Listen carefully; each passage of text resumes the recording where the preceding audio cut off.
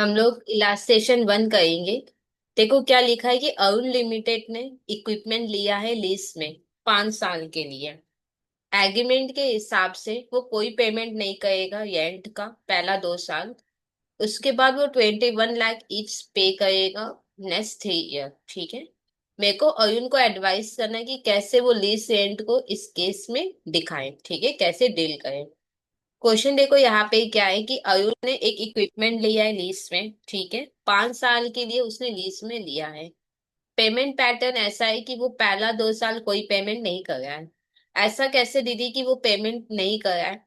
हो सकता है कि अरुण रिक्वेस्ट किया होगा कि देखो अभी मेरा स्टार्टिंग है तो हम नहीं पे कर पाएंगे। ठीक है, तो अभी नहीं पे कर पाएंगे, तो इसलिए वो नेक्स्ट 3 ईयर पे कर रहा है। ठीक है। मेरे को एक बात बताओ, टोटल उसने कितना पे किया होगा अरुण ने? अरुण ने टोटल कितना पे किया है? 21 21 21। अयुन ने टोटल कितना पे किया है? 63 लाख पे किया है, हाँ या ना? अब मेरा एक क्वेश्चन है आपसे। मेरे को एक बात बताओ, अयुन ने 63 लाख पे किया है, ये रेंट कितने साल का होगा? देखो अयुन को सामने वाले ने इक्विपमेंट दिया है 5 साल यूज करने के लिए। ठीक है, अयुन को इक्विपमेंट मिला है यूज करने के लिए 5 साल के लिए। ठीक है, तो अयुन को क्योंकि मिला है यूज करने के लिए 5 साल का, तो अयुन को रेंट भी 5 साल का देना है। एक चीज मेरे को बताओ, पहला 2 साल पेमेंट नहीं करना है तो क्या सामने वाले ने फ्री में दे दिया क्या यूज करने? नहीं। क्योंकि आप पहला 2 साल नहीं पे करे हो तो ठीक है, आप थर्ड ईयर से पे करना स्टार्ट करोगे, कोई बात नहीं। सब third year fourth year fifth year आप पे करोगे ना, तो ये जो 2 इंस्टॉलमेंट है उसको एड ऑन करके फिर थर्ड फोर्थ फिफ्थ डिसाइड किया जाएगा। बहुत सिंपल सा बात है। कोई भी आपको फ्री में यूज करने नहीं देगा एसेट। अगर आप अभी नहीं पे कर रहे हो कोई बात नहीं, ऑनवर्ड जो आपके इंस्टॉलमेंट होंगे उनको वो लोग इंक्रीज कर देंगे उस हिसाब से। ठीक है। तो अयुन ने 63 लाख पे किया है, कितने साल के लिए? क्योंकि उसने 5 साल यूज किया है उस इक्विपमेंट को, तो वो जो ये रेंट पे करा है ना, ये 5 साल का वो रेंट पे करा है।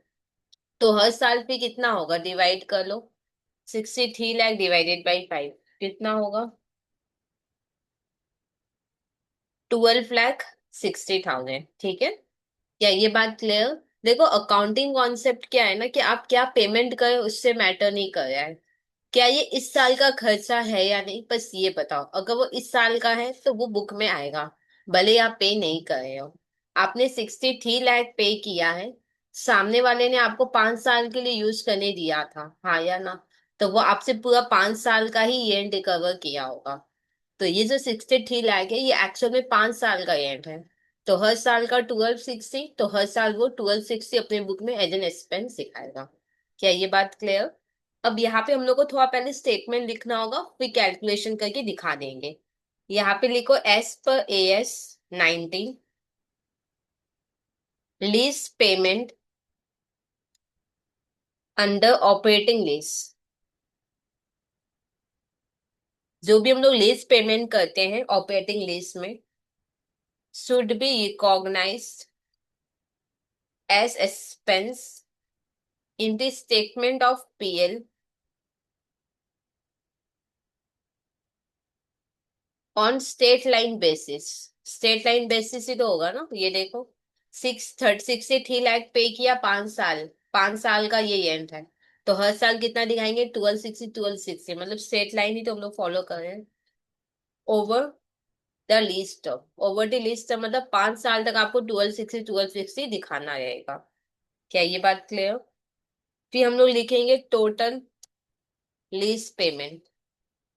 पहले मैंने यहाँ पे एक स्टेटमेंट लिखा है कि AS 19 के हिसाब से जो भी हम लोग लीज पेमेंट करेंगे वो जितना लीज टर्म होगा उस हिसाब से डिवाइड होगा और स्टेट लाइन बेसिस पे होगा। टोटल हमने कितना पे किया ये देखो, 21 लाख 3 बार करके, तो हमने 63 लाख पे किए हैं। ये जो 63 लाख पे किया ये 5 साल है, 5 साल हमने यूज किया तो रेंट भी ये 5 साल का है। तो हर साल हम लोग कितना दिखाएंगे? Amount of lease payment to be recognized as expense over 5 year। 5 साल तक मेरे को ये खर्चा दिखाना है। कितना दिखाएंगे हम लोग? 63 लाख डिवाइडेड बाई 5, 12,60,000 हर साल मेरे को दिखाओ। क्या ये बात क्लियर? तो ये सम फाइनली हुआ कंप्लीट, बस इतना सा लिखोगे तो हो जाएगा। फिर भी कोई डाउट आपकी तरफ से आ जाए कमेंट सेक्शन में लिख देना। और अगर अभी तक खुद को इन्वॉल्व नहीं किया तो प्लीज चैनल को सब्सक्राइब करके आप खुद का इन्वॉल्वमेंट कंप्लीट कर सकते